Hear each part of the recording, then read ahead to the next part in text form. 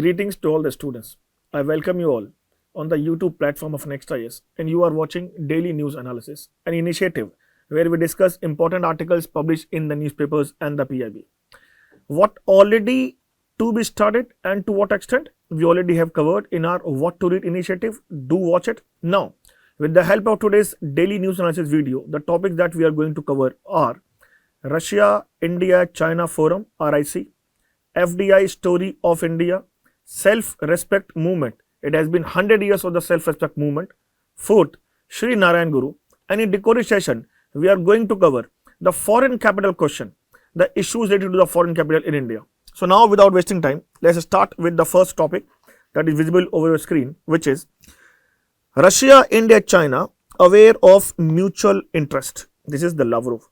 This is the statement of the foreign minister of the Russia. Now, before we exactly start what this RIC is all about, right? RIC has been a forum. We need to understand what exactly led to a connection between these three places, these three countries to take place again. We know that there has been a growing scenario of USA, India and Russia nowadays, right? Especially in the aftermath of the war that took place between Russia and the Ukraine, and simultaneously there has been certain views of the Western countries and the USA that India is fueling the war against the Ukraine by purchasing the oil. That has been the words of the certain people or certain ministers, the parliamentarians from the Western countries and the USA.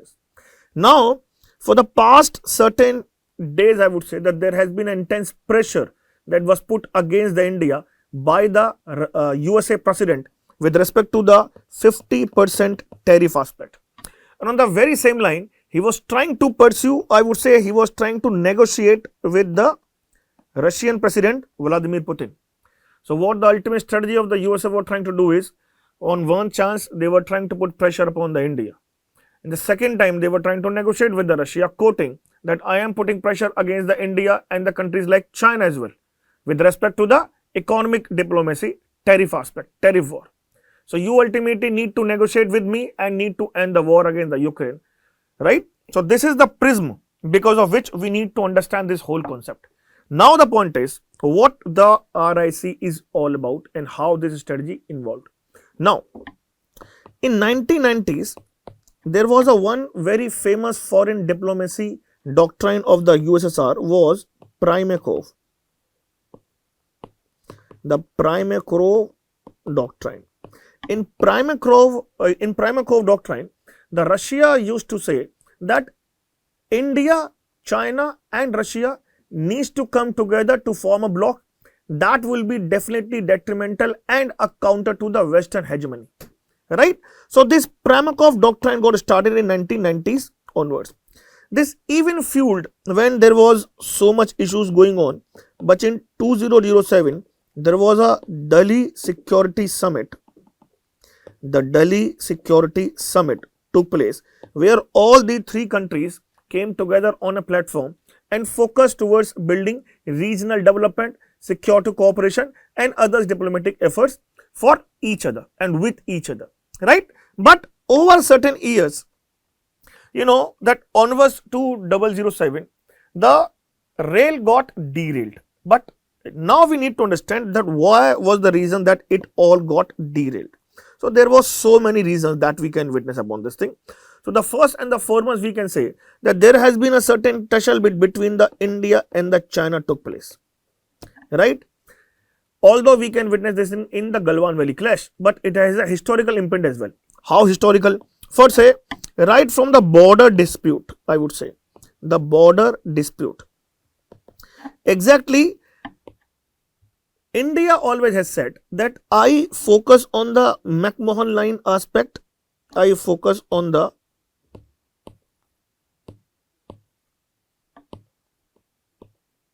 McMahon line concept, which is studying in 1914, and the Treaty of Amritsar, 1846. India has always advocated that they want to get the solution of the border dispute with China with respect to these three mechanisms, the McMahon Line Initiative and the Treaty of Amritsar. But on the sideline, or I say on the other hand, the China says that what I will do, I do not believe in these kind of the treaties that was signed earlier, but rather we need to take a very different approach. Now, how it exactly fueled the border dispute with other things, how the disrupt, or I would say the mutual distrust took place. So the mutual distrust took place because of one, the Tibet issue, right, where the India has providing the asylum to the Tibet Dharam Guru, the Sri Dalai Lama ji. And on the other hand, there has been certain external factors as well. The external factors, what external factors? External factors for say, India has an objection with the CPEC issue of the China, which is passing through the POK and connecting the Pakistan. India says that this is nothing but a strategic encirclement of India's borders, which definitely goes against the sovereignty of Indian as a country. On the other hand, China says that India, with becoming the member of certain regional groups like Quad, is always detrimental to the security imperatives of the China in the Southeast Asian region and the Indo-Pacific region. So China and the India, although they have certain border dispute and certain other issues as well, but they are influenced by the certain external factors. Now, the picture is not limited with only India and China. The picture we can say is even enlarged with India and Russia in certain issues and Russia and China in certain issues. For say, there are certain islands issues between the China and the Russia where the disputes has been taken place because of the ownership, right, that has been there.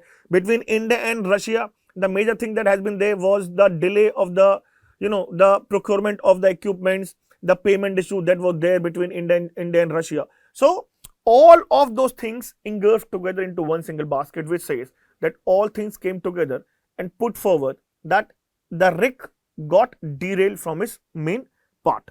Now, especially after the Galwan clash and this recent initiative, suddenly now there has been a say that the RIC should be revamped again. And not only the India say this thing, but it has been acclimatized by the Lavrov, just his statement, and it has been accepted by the Chinese president as well. Now, the core analysis of the closed chapter, that means the closed chapter of the RIC. First, diminished relevance. Why? It lost strategic location largely due to confrontation, misaligned agendas and shifting global priorities, the point that we have just discussed. Second, structural weaknesses. Why? Because there is a lack of formal mechanisms. For say, what is the lack of formal mechanisms? For say, we know that there is a forum like BRICS, right? So, there has been certain usual formal meetings took place every single year with respect to the BRICS. But this is not the case of the RIC, right? So, there has been no formal mechanism or the institutional mechanisms so that the three countries can sit together and talk regarding the future aspects. Third, persistent strategic distrust. There has been deep-rooted Sino-Indian border issues that we have just discussed, right? And still at the moment, right? So many issues has been there that many major ambassadors used to say that we should not trust the China.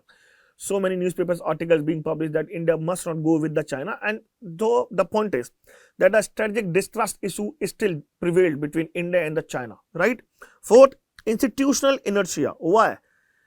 Inertia is taking place because there is an absence of regular meetings between the head of the state level or other issues involved. Now, the strategic significance and the opportunities that the RIC comes with. The first is economic clout. Together, the RIC members combined GDP is $25 trillion, approximately the USA in PPP terms, which they already surpass it, right? China is the second largest, India is the fourth largest, and in near future, India will become the third largest for sure. Second, multipolar messaging. The RIC symbolizes a shift toward a multipolar world, and it could bolster the Eurasian strategic autonomy as well. Third, complementary strength. India offers democratic and tech innovation. China contributes enormous manufacturing where India is providing enormous efficiency as well. And the other hand, the Russia brings strategic and the energy depth, right? Fourth, a response to the Western pressure. Shared vulnerabilities like Russian section on the Russia, motivated, coordinated RIC engagement. Now, there are certain challenges, the point that we have just discussed. First, India-China discussed. Second, India strategic balancing. How?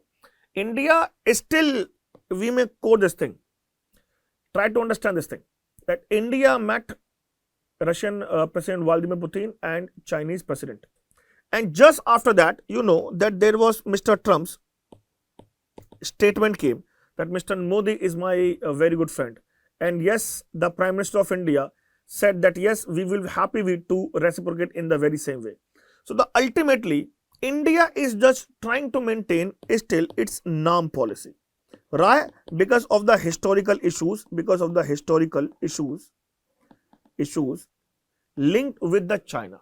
So still there is a greater trust deficit with respect to the China in different domains, right? The Pakistan angle is there. Recently, Operation Sindhu issue has been there. Galwan clash has been there. So the history foretells the India to have a strategic balance between the two forums, right?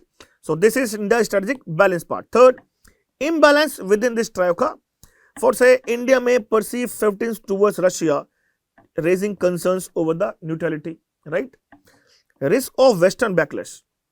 India must weigh potential tensions with the US against trilateral benefit, and rejoining RAC may intensify definitely the West-East Ukraine divide or something like this.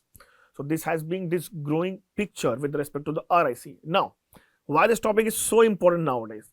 This topic is so important because onwards 2025 mains examination, UPSC has started quoting historical aspect as well, strategic aspect as well, and all the 360-degree analysis, right? You may witness these questions in the UPSC mains examination. Now, this is a practice question visible over your screen. Do let us know the answer in the comment section. Start with the second now. The second topic is a complex turn in India's FDI story. This is a situation going on that where foreign firms are withdrawing firms after short-term profit gains and the Indian firms are investing abroad, highlights a systemic lacuna that must be addressed with respect to the FDI. So, first of all, we need to understand what the FDI is. FDI, for say, foreign direct investment. If I talk about in a very layman general part, so this FDI is a kind of investment, right, made by a foreign entity into the business interest located in another country, typically by acquiring a lasting interest, significant influence over the management. According to the IMF, FDI involves at least 10% of the ownership in a firm, distinguishing it from the portfolio investment. That is the FII. What is the difference between the FDI and the FII? So much. For say, FDI is for the long-term investment, right? For say, machinery will be there, plant will be there, management will be there.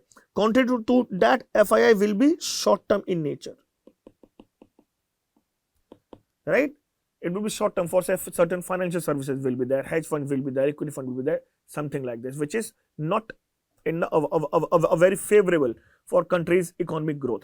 That is why, because of the long term nature, we always say that countries like India, they always look for the FDI inflow, and that is why if the FDI inflow is not taking place, rather the outflow is taking place, it causes a very greater concern for India's long term economic growth aspect. Now, we need to understand the current trends in the FDI. So, you look at this graph you have, right? There have been FDI inflows in the terms of billion. So, you witness that there was a peak in 2025 when there was 85 billion FDI inflows in India, has been again reduced and then again enhanced as well. Now, with respect to this thing, you need to understand that how this thing is important from this prelims, this chart. Because UPSC has a habit of asking statements based on this particular kind of data.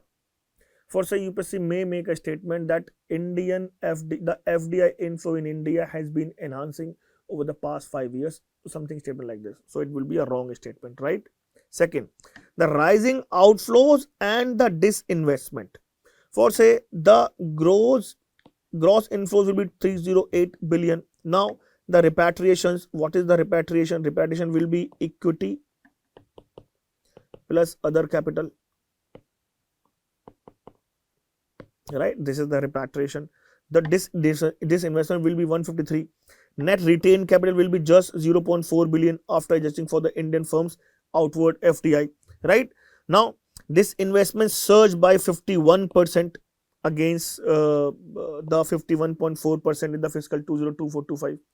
So that means that there is a growing a systemic locani that we need to understand. Now third very important aspect, that there is not an equitable FDI inflow in India, although the policies has been trying to convey that the FDI inflow will be sectoral, equitable within the India. Why? See, for the services and computer, this is 19%. Software and hard work, this is 16%. Right? Trading, 11%. Manufacturing will be around 12%. Now again, there is a regional distribution of the FDI. For say, Maharashtra has the highest FDI in India, 24%. Followed, Karnataka has the highest, 27%. And the other states, so on. So with the help of this chart, we need to understand that there is no sufficient inflow of the FDI in India. Now the point is that why FDI inflow in India is so much important. Why we so many things we should talk about things. So we may understand this thing with the help of certain data, right? With certain points, I would say. The point is, what is the need of the FDI in India, right? So the need of the FDI in India is, for say, the first part we can say that it promotes the macroeconomic growth. The macroeconomic growth, how macroeconomic growth? Macroeconomic growth with respect to the, providing jobs or, providing the infrastructure, ports in India. How? Because a more capital formation will be there. Right? Once you invest the money into the India, the more capital formation will be there, and the more capital formation will definitely lead towards the macroeconomic growth aspect for the India as well. Right? Second, employment opportunities.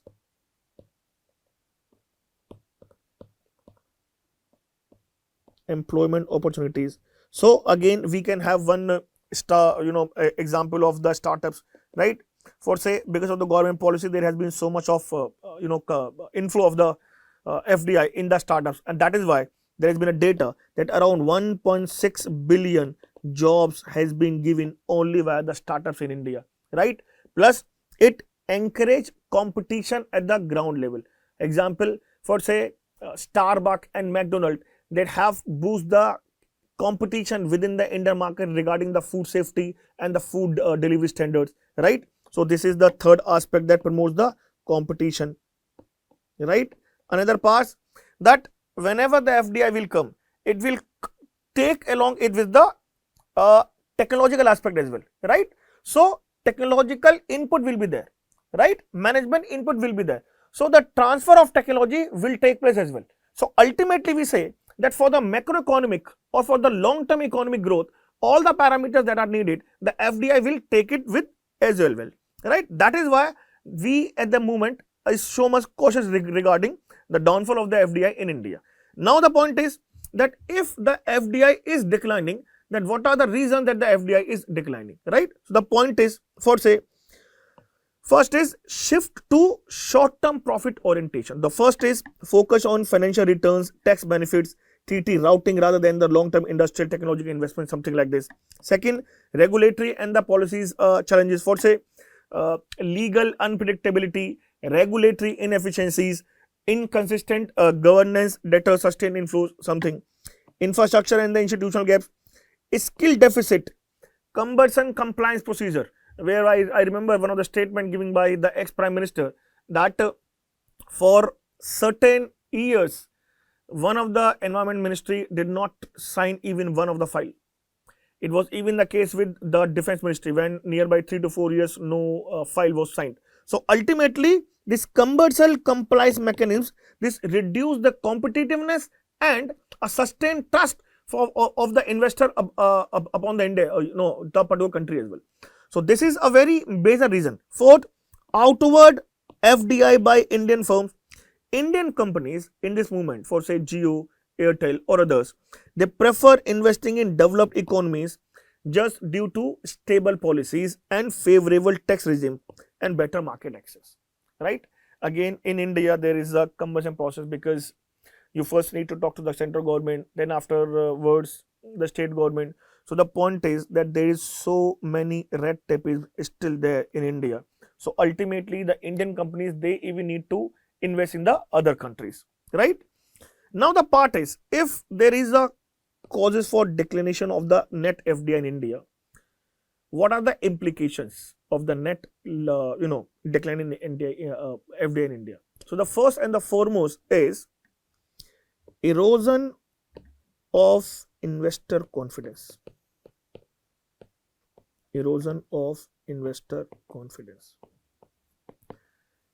Second, stunt innovation will be there, balance of payment issue will be there, reduce multiplier effect will be there. Why? Because the capital formation will not take place, right?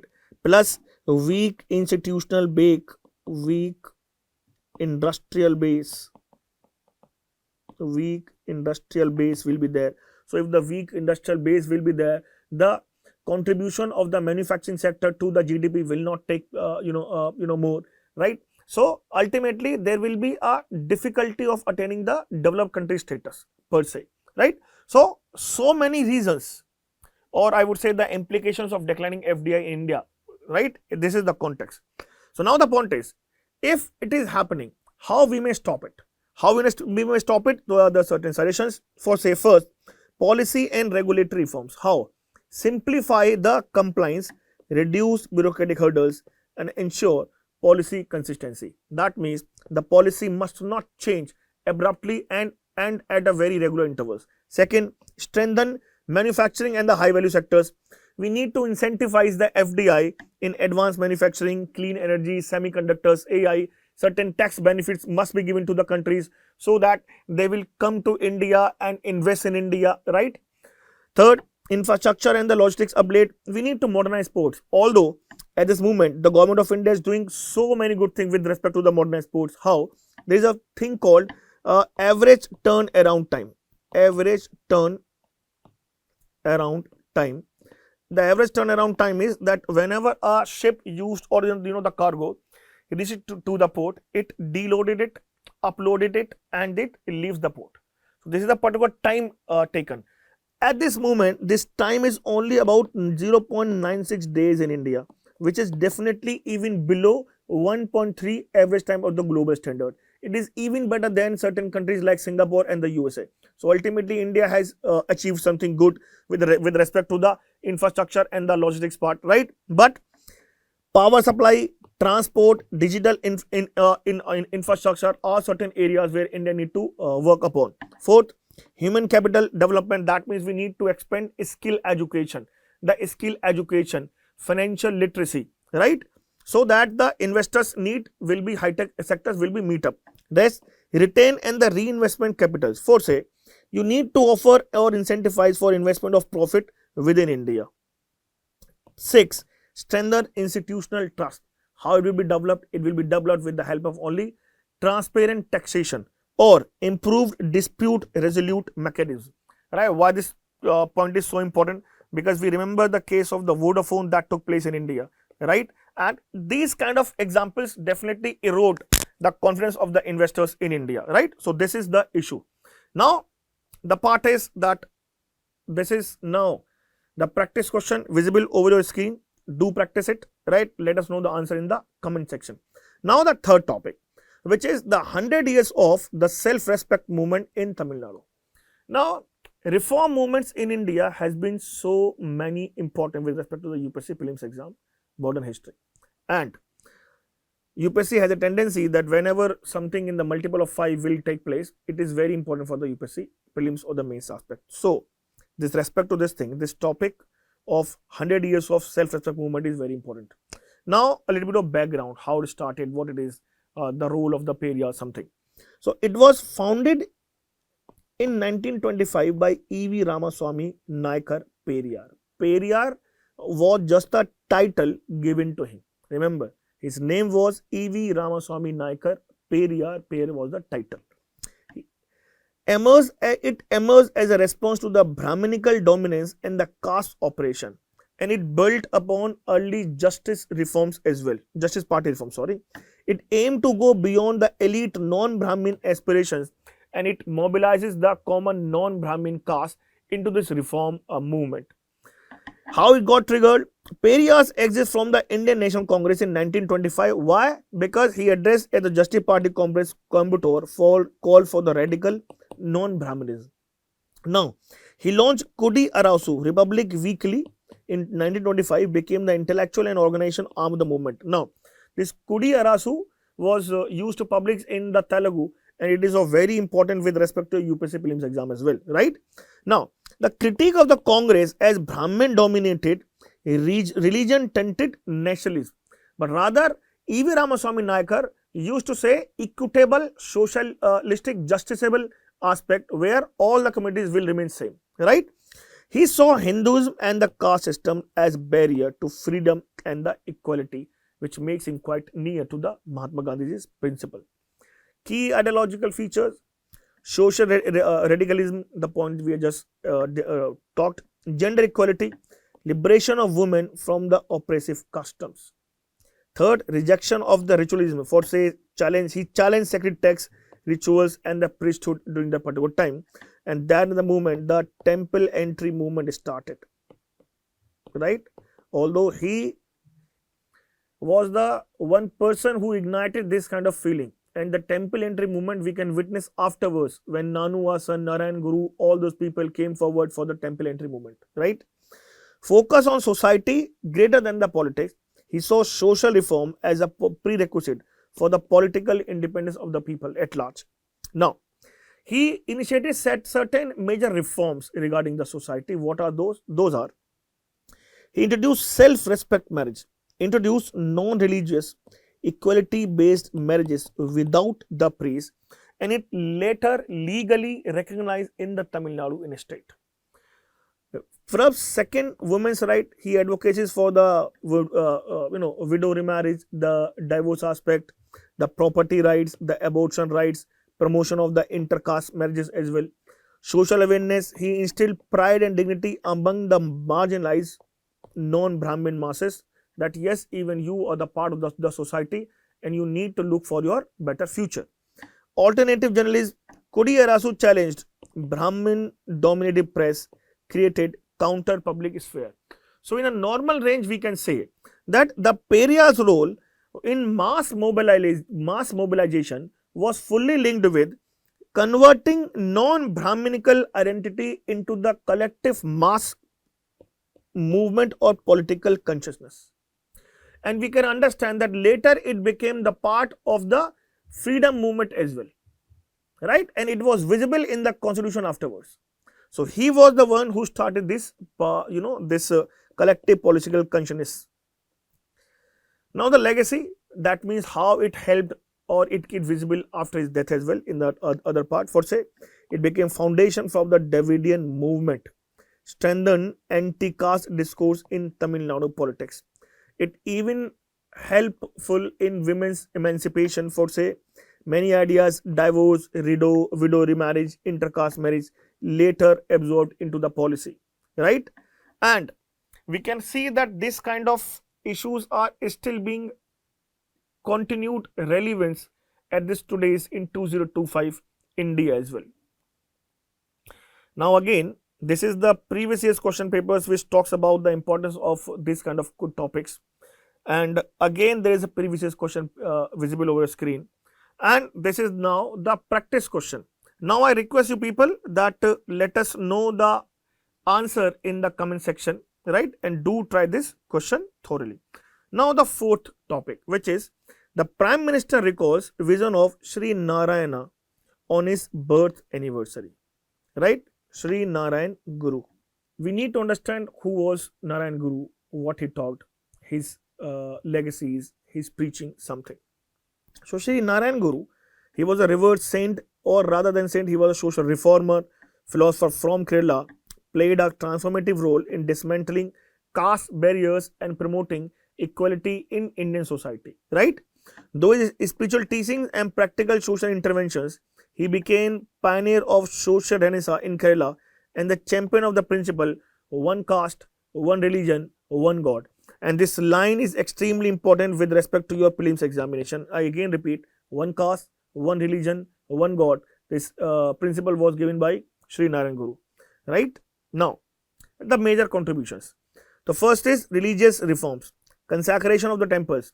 He defied caste orthodoxy by consecrating the Shiva temple at Avipuram in 1988, declaring that all humans are equal before the God. The point I just narrated, the temple entry movement.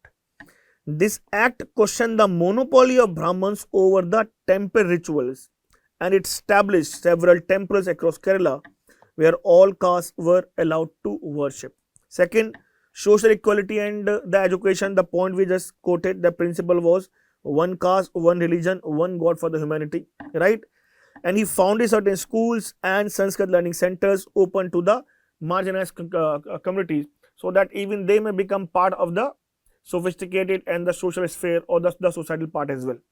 Philosophical teaching, this is again very important, that he wrote Atmopadisa Satakam, 100 verses of the self-instruction, which stressing self-realization and the universalism. His teaching combined Advaita Vedanta, which has an emphasis on social reform and compassion among the people. Organizational leadership. He established Sree Narayana Dharma Paripalana Yogam in 1903 along with Dr. Palpu Kumara Asan to uplift the marginalized community through education, social reform and the economic empowerment. Right? Now the significance. Significance lies in the social upliftment, right? For say he brought dignity, voice, recognition to the marginalized society. Ultimately, we can say that he talked for the equality and social justice, right? And this equality and social justice point is even visible, which is we can say visible in today's struggle. And this shows that the contemporary relevance of this kind of reformers is still visible and is needed in country in India. Second, a temporary entry movement. His reforms paved the way for Vayakam Satyagraha, later the temporary entry proclamation, which is even visible in the Sabrimala issue. The Sabrimala issue in today's part. Third, spiritual universalism. His inclusive teaching inspired harmony beyond caste, creed and the religion. So he were among those people, those tried to make sure that the equal and the social justice will take place in society, right? This is contemporary part. The religious harmony part, the religious harmony is still very much needed in country like India, so that temple entry movement, spiritual religions can correlate it in this contemporary understanding, right? So in this context, we may understand the importance of Sree Narayana Guruji, right? Now, this is the practice question visible over your screen. Do practices and let us know the answer in the comment box. Now let's start with today's recorded topic, which is visible over your screen. This is why foreign investors are not bullish on India. The point of the foreign capital question. Now, the backdrop of this topic is so simple that India is at this moment its world's largest growth, or I would say growing major economy. Growing major economy, right? Which is a GDP growth of around 8% per year. And over the couple of certain quarters, India has witnessed around more than 7% of the growth as well, which is definitely more than the GDP growth of many countries including USA, UK, EU, Vietnam, Bangladesh and China and the other countries associated, Japan, UK, France, Germany, all the countries. But on one hand, what we are witnessing nowadays in India is that India is having a boom in its own GDP growth. But on the other hand, there has been a slight difference that there is a decline in net FPI outflows in 4 out of last 5 fiscal years. So now the point is, what this topic or what this article talks about, that if India's story is so strong, if the net flow is so strong, right? Then why the other the investors are not trying to partake India's growth story? What has been those reasons which is not compelling the uh, investors not to take the FPI out of the India? So in this context, we will talk about how this story exactly goes with. Now, start with the foreign capital, right? With the foreign capital. So we may say that foreign capital could be is any of the investment made by any of the foreign, the investment, the capital made by any foreign government, right? Or the institution, or the private individual, the private individual,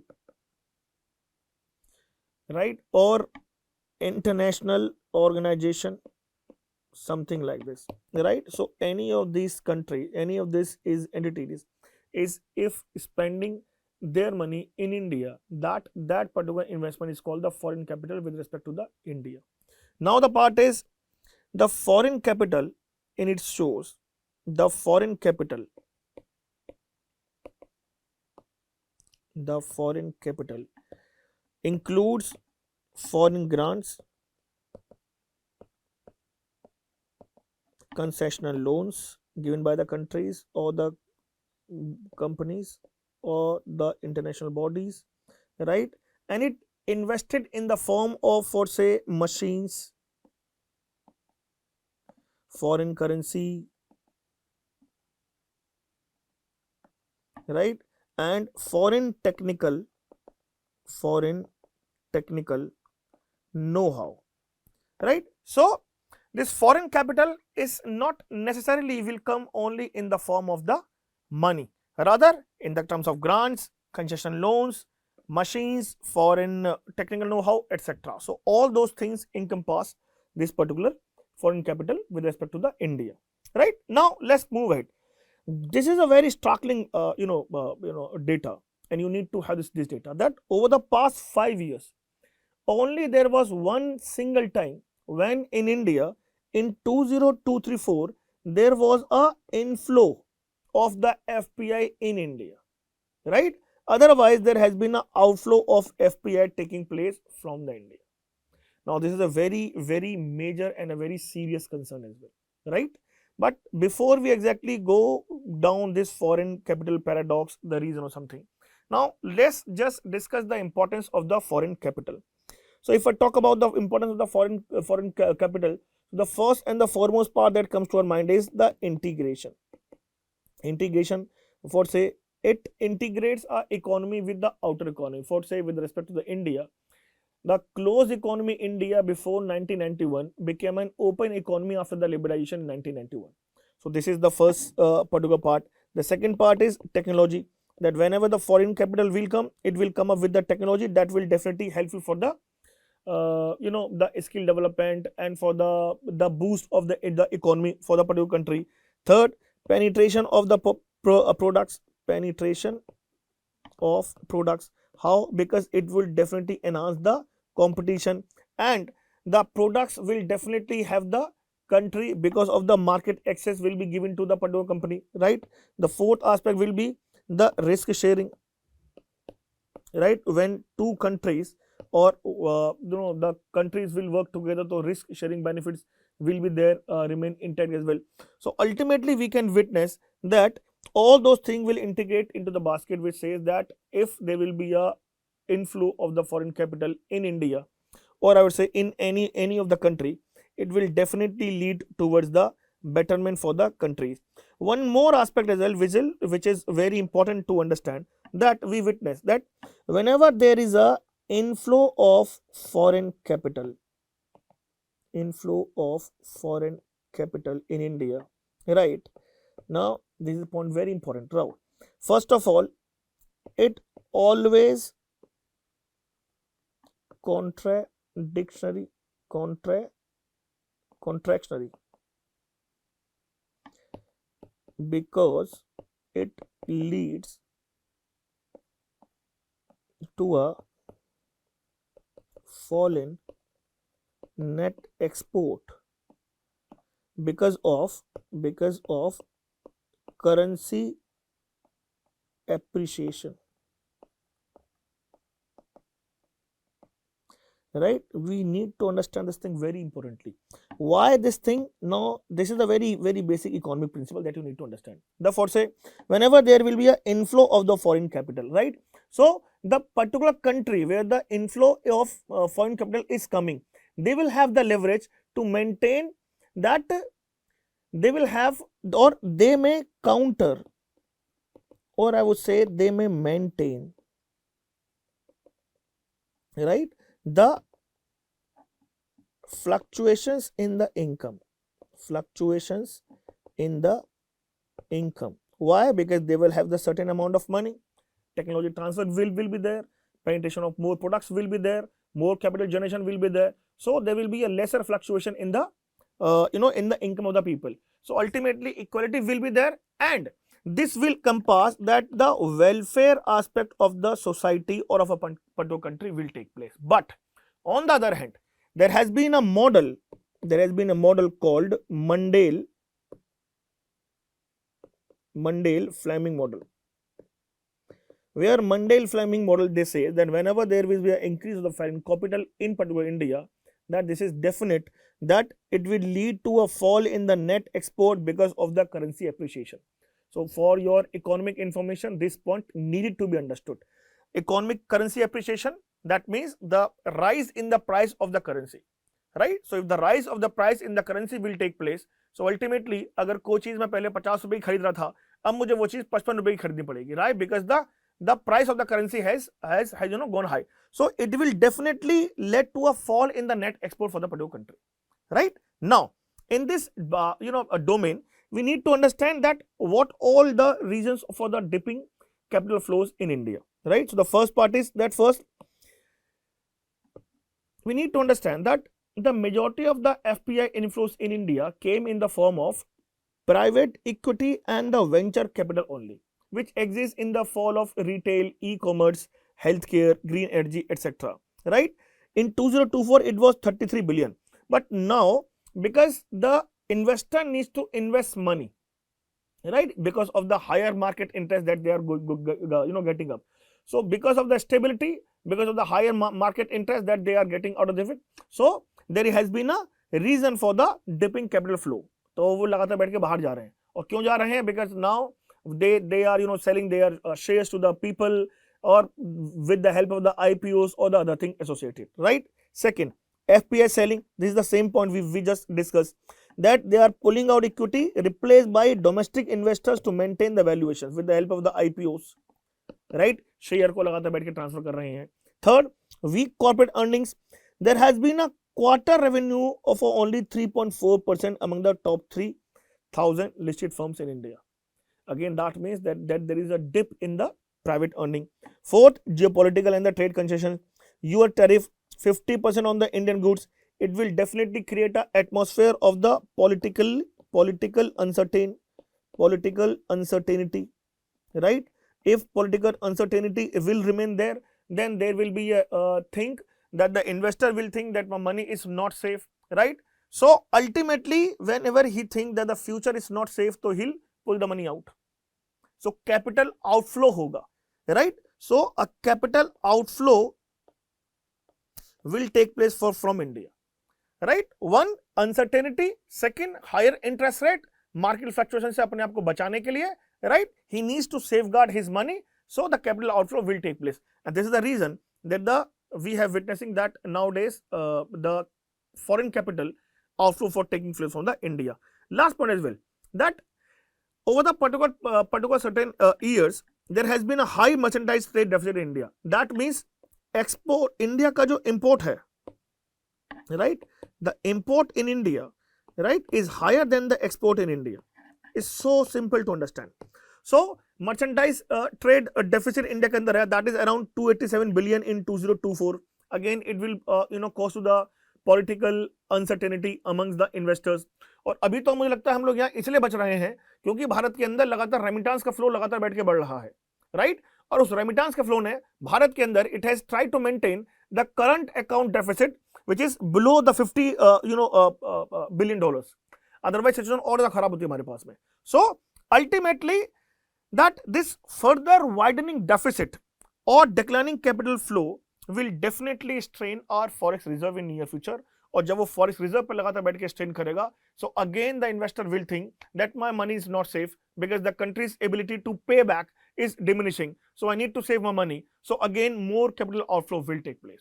So एक cycle लगातार बैठ के बन जाती है, right? So all those things are the reasons because of जिसकी वजह से लगातार बैठ के हम ये लोग चीज देख रहे हैं. Now भारत सरकार क्या काम कर रही है? What has been the government response so far? First is domestic results.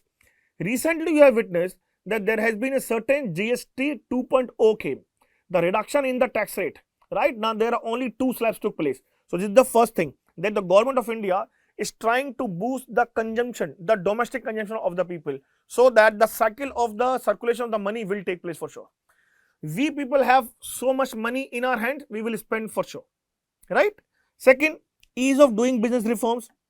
Governments has been detonating for the task force for next generation reforms to reduce the regulatory hurdles. Third, incenting for the long-term investment.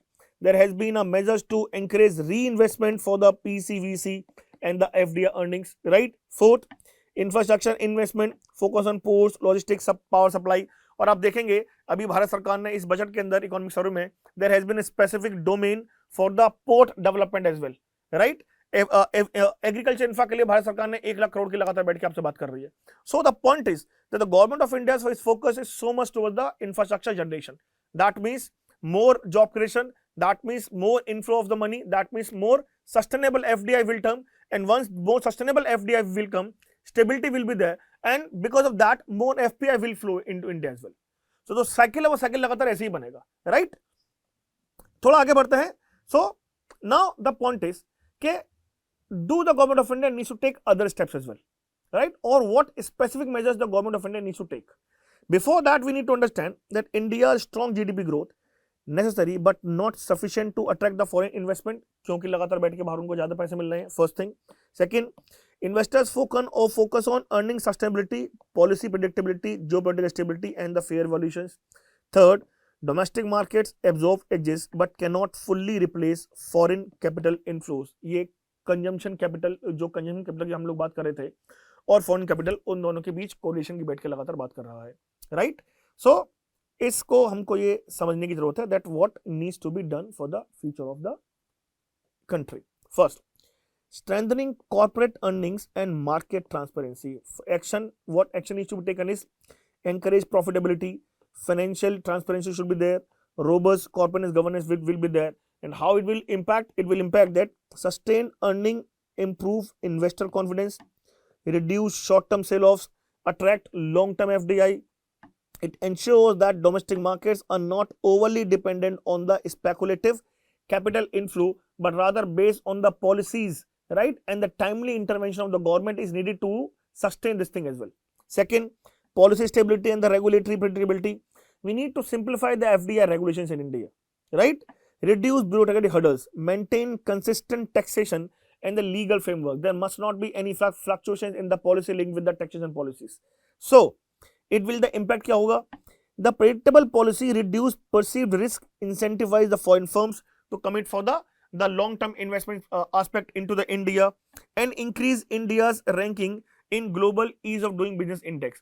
And once it will index, again the investor confidence will take place, and the more FPI and the more FDI will take place in India. Third, infrastructure and the human capital development. अगर भारत सरकार लोगों के अंदर बैठ के या लोगों में ह्यूमन कैपिटल के अंदर बैठ के इन्वेस्ट नहीं करेगी, देन सस्टेनेबल डेवलपमेंट कभी हमारे यहाँ नहीं होगा. सो the point is we need to upgrade logistics, ports, power supply, digital connectivity, and skill development program, right? That means improve infrastructure and skilled workforce, attract high value manufacturing, tech FDI, create employment, enhance competitiveness, and support industrial modernization. Why industrial modernization? Because nowadays the point is that AI point is there. Quantum की बात हम लोगों ने लगातार बैठ के करनी शुरू कर दी है, right? So in the era of quantum technology, in the era of AI, you cannot think that there will be a skill mismatch. अगर skill mismatch रहा, so those countries who are excelling into the quantum phase will definitely have an edge over the with the respect to the country. और हम देखते हैं because of that a national quantum mission has been catered by the government of India in the past budget, right?